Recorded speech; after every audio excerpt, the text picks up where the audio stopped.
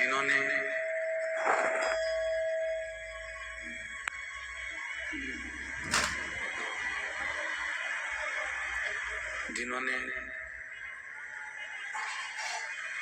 इस पवित्र श्री महापुराण की कथा का आयोजन करवाकर आप और हमको धन्य किया।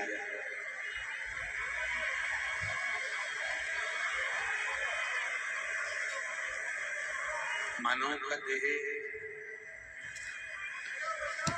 मनुष्य का शरीर और इस शरीर के माध्यम से भगवान देवादिदेव महादेव की पवित्र शिव कथा एक जीवन का लक्ष्य है।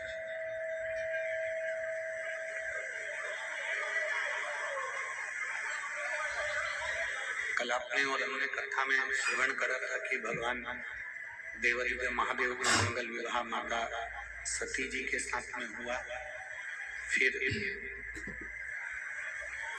सती जी के बाद में भगवान शिव जी का विवाह माता पार्वती जी के साथ में हुआ।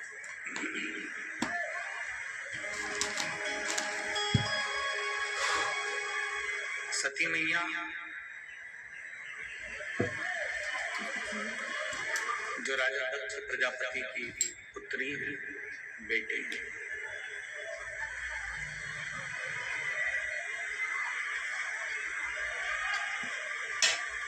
दक्ष प्रजापति की जो पुत्री है, बेटी है, ऐसी माता सती जिनके संपूर्ण जीवन में वो राज परिवार में रहना, राजघराने में रहना, दक्ष प्रजापति के राज्य में का निवास होना और राजघराने में रहकर वो रही जरूर है राज परिवार में, राजघराने में, राज परिवार में, राजघराने में उनका रहना और परिवार में रही, राज परिवार में उनका रहना हुआ। पर किसी सतगुरु की शरणागति उनको प्राप्त हुई।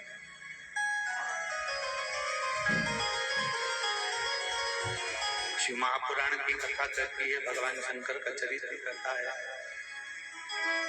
भगवान देवादिदेव महादेव का चरित्र वर्णन करता है, भगवान शिव का चरित्र वर्णन करता है कि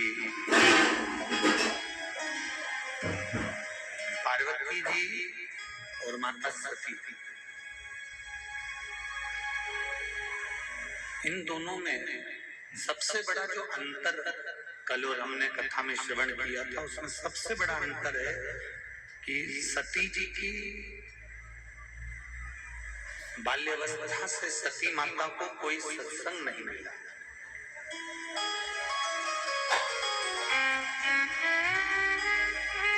सती जी को कोई सत्संग प्राप्त करना कैसा बन जाएगा, बाहर के चाहिए।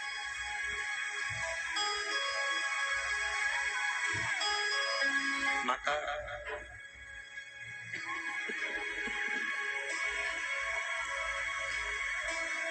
सती जी के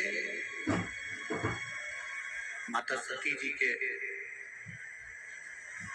कोई सतगुरु उनको बाल्यावस्था से नहीं मिले।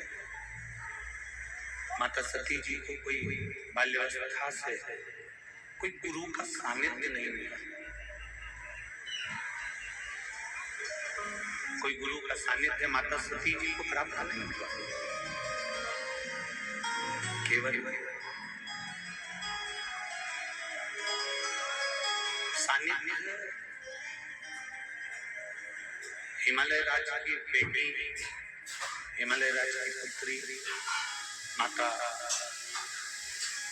पार्वती जी एक ऐसी थी जिनको बाल्यावस्था से संत का, साधु का, सन्यासी का, तपस्वी का, साधक का, उपासक का सानिध्य प्राप्त हुआ।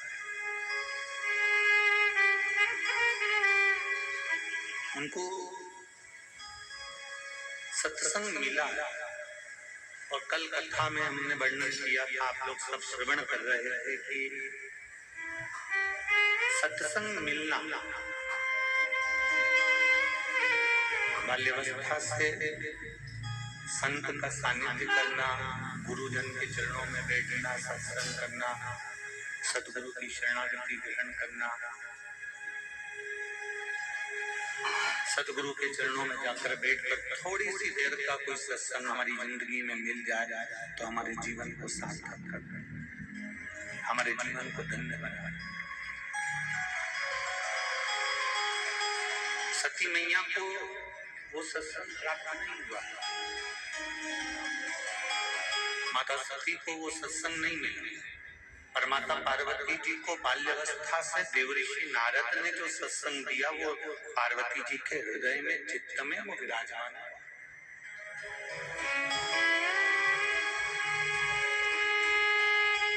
हम एक बार कथा में पहले कहे हैं कि बच्चों को कार मत दो, कार दिलाओगे तो बच्चा बेचकर खा जाएगा। पर यदि बच्चों को आप और हमने संस्कार दे दिए तो ये पक्का है कि बच्चा कारों की लाइन अपने दरवाजे पर लगा लेगा। अगर श्रेष्ठ संस्कार हमने अपने बच्चों को दिए हैं तो कार ढेर सारी आ जाएगी। पर यदि हमने बच्चों को संस्कार नहीं दिए तो कार तो हम देकर जा रहे हैं, अगर हम संस्कार नहीं दे रहे तो वो कार देना हमारा बेकार है।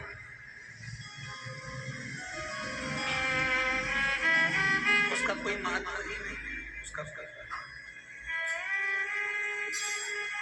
फिर उसका कोई मूल महत्व ही नहीं है हमारे जीवन। खूब दो,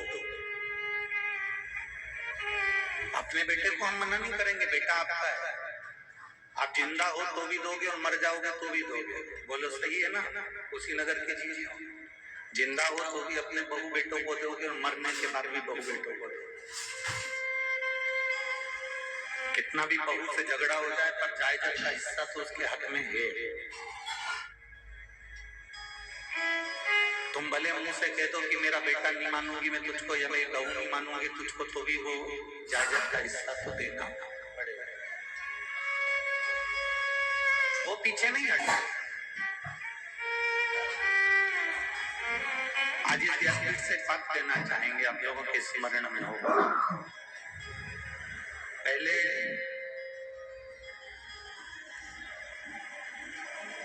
मुंह दिखाई होती थी शादी के बाद, अब इधर उत्तर प्रदेश में होती कि नहीं होती वो हमको नहीं। अब मुंह दिखाई होती थी तो उसमें कोई सोने की रकम देता है, कोई पायल देता है, कोई बिछुड़ी देता है, कोई चेन दे देता है, कोई अंगूठी दे देता है, कोई सामान दे देता है, कोई कुछ सामग्री मुंह दिखाई में दे देता है। इधर होती है कि नहीं होती? जम के बोले जरा, बहुत। पहले के समय में मुंह दिखाई होती थी, मतलब बहू का मुख देखने के लिए भी मोहल्ले की माताएं आती थी। सही है ना जी?